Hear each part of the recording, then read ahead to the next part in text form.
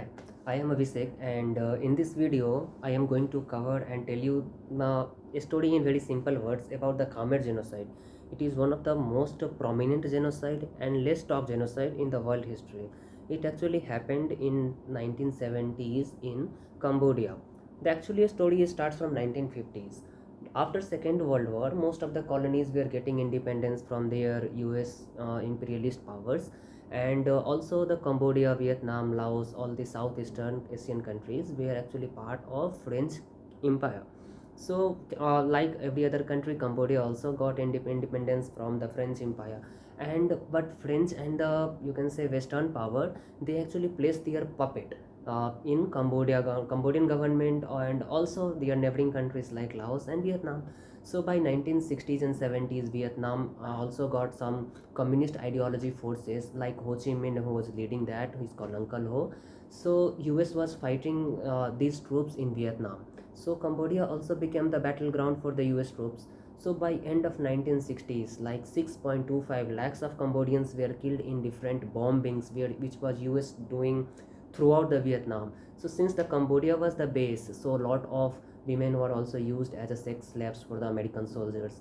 A lot of people were also killed during the bombings. So in such situation, a communist ideology began propagating in Cambodia, and it was led by Pol Pot. Pol Pot has very ideology similar to the Mao Zedong of China, who established Maoist rule in 1949 after winning the, you can say, civil war against Kuomintang party.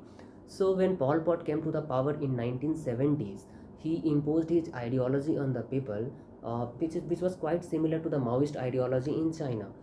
He thought that there should be not any Western presence, no any Western innovation, Western ideology and thoughts in Cambodia.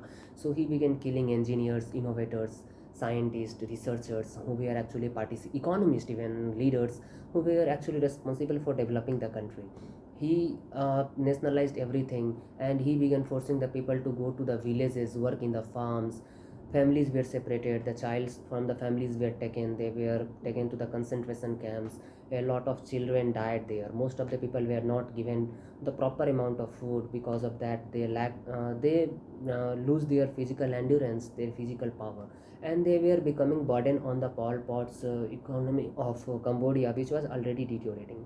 So when the Pol Pot saw that lots of people were not working as per his expectation, he began killing the people. The public cemetery of Cambodia were filled with the heads of a skull of lakhs and lakhs of people. Between 1970 and 1979, until Cambodia was liberated by Vietnamese army, 30 lakhs people were killed directly, which consisted of 25% of the Cambodian population at that time, which was supposed to be 1.2 crore, like 12 million. The story does not end here, because even after end of the tyranny of Pol Pot on Cambodia's government, it was occupied by Vietnam, and since Vietnam was already communist country, so the Western countries, were capitalist countries, were also not helping Cambodia in getting its economy on the right track. So Cambodian people continue to suffer. A lot of the people try to migrate to Thailand, and on doing so, most of the people, many people got killed in the landmines, which was actually used by American troops and some, you can say, Pol Pot army also. A lot of people died by cholera, plague, dengue, and lot of other diseases. So it literally wiped out 12, 13 more lakhs, 13 lakhs more people after Pol Pot's tyranny. So like 50, 60 lakhs people were killed during these 20 years of 1970 to 1990. Who can tell that the fate of a country where the world largest Hindu temple, like you can say, Angkor Wat temple, is present? So yeah, that's the fate of the country, and it's very cruel. But it's good that country is now developing. It is gaining tourist attractions, and it is becoming one of the most visited countries in the world. Yeah, the capital is Phnom Penh, and I would like to visit that country in future. Thank you.